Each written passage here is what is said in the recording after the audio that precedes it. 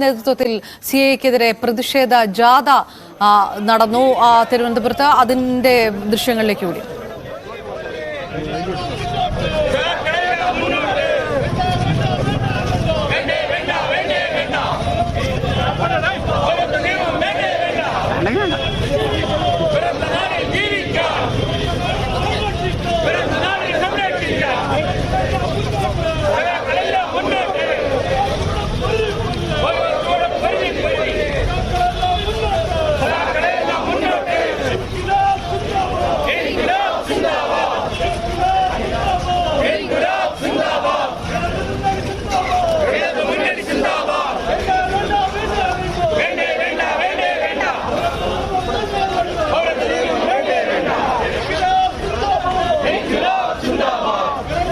എൽഡിഎഫിന്റെ വിവിധ നേതാക്കളും പ്രവർത്തകരും എല്ലാം അണിനിരന്നുകൊണ്ട് എജിസ് ഓഫീസിലേക്ക് മാർച്ച് നടത്തിയ ദൃശ്യങ്ങളാണ് കാണുന്നത്.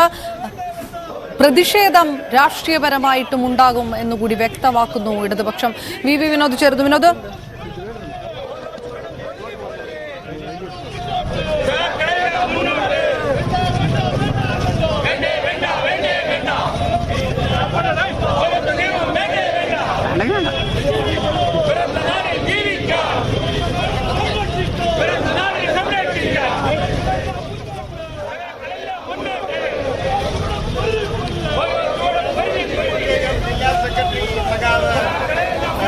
വിനോദ് ചേർന്നു. വിനോദ്, നിയമപരമായിട്ട് സുപ്രീം കോടതിയിലേക്ക് നീങ്ങുക, അതുപോലെ തന്നെ എൽ ഡി എഫ് നേതാക്കളായിട്ടുള്ള സഖാവ് സത്യൻ മൊകേരി, ഡോക്ടർ നീലലോഹിതദാസ്, ജമീല പ്രകാശം, സഹായദാസ്, അഡ്വക്കേറ്റ് ഫിറോസ് ലാൽ, പാളയം രാജൻ, സഖാവ് INL നേതാവ് SM Basheer, Thampanoor Rajeev, Thomas Fernandez, ഇടതുപക്ഷ ജനാധിപത്യ മുന്നണിയുടെ പ്രിയങ്കരായ നേതാക്കൾ, ജനപ്രതിനിധികൾ എല്ലാവരെയും ഞാൻ എൽഡിഎഫ് നേതാക്കളുടെ പ്രതിഷേധം, എൽഡിഎഫിന്റെ പ്രതിഷേധം പൗരത്വ നിയമ ഭേദഗതിക്കെതിരെ.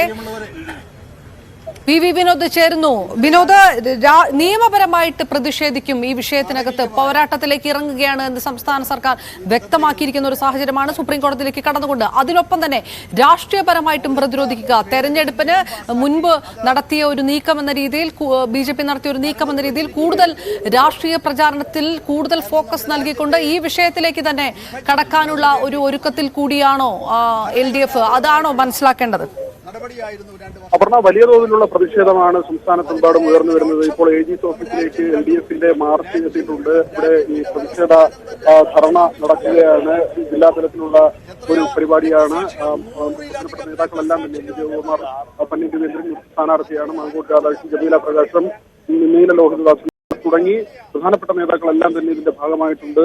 വലിയ തോതിലുള്ള പ്രതിഷേധം ഉയർന്നു വരുന്നു. സംസ്ഥാന സർക്കാർ ഇതിനെതിരെ ഇപ്പോൾ ഈ നിയമത്തിനെതിരെ കോടതിയെ സമീപിക്കാനുള്ള തീരുമാനവുമായി മുന്നോട്ട് പോകുമ്പോൾ രാഷ്ട്രീയമായും നിയമപരമായും നേരിടുക എന്ന ഏറ്റവും പ്രധാനപ്പെട്ട ഒരു നിലയിലേക്ക് വിഷയം മാറുകയാണ്. തിരഞ്ഞെടുപ്പ് സമയമായതുകൊണ്ട് തന്നെ അതിന്റേതായ രീതിയിലുള്ള ഗൗരവത്തോടുകൂടിയുള്ള ചർച്ച, ജനങ്ങളെ വിഭജിച്ച് വോട്ട് നേടാൻ മോഡിയും BJPയും ശ്രമിക്കുന്നുവെന്ന ആരോപണം അത് ഉയർത്തിക്കൊണ്ട് തന്നെയാണ് ഈ സമരപരിപാടിയുമായി LDF മുന്നോട്ട് പോകുന്നത്. UDFും ഇതേ നിലയിൽ തന്നെ സമരപരിപാടികളുമായി രംഗത്തെത്തിയിട്ടുണ്ടെന്ന് ശശി തരൂരിന്റെ പ്രതികരണം ഉണ്ടായിരുന്നു. അദ്ദേഹം പറഞ്ഞത് നേരത്തെ തന്നെ ലോക്സഭയിൽ ഈ വിഷയം വന്നപ്പോൾ താൻ എതിർത്തിരുന്നു.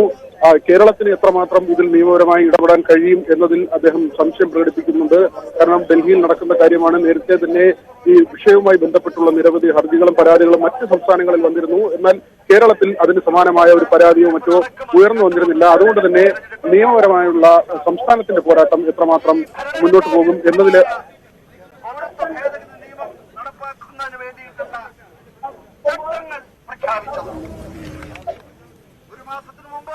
പൗരത്വ ഭേദഗതി നിയമത്തിനെതിരെ വരും സമയങ്ങളിലും പ്രതിഷേധം കൂടുതൽ ശക്തമാക്കാനുള്ള നീക്കത്തിലേക്ക് LDF കടക്കുകയാണ് എന്നുള്ള റിപ്പോർട്ട് കൂടിയാണ് വി വിനോദ് തിരുവനന്തപുരത്ത് നിന്ന് നൽകുന്നത്. ന്യൂസ് ടൈംസ് തുടരും ഒരിടവേളയ്ക്ക് ശേഷം.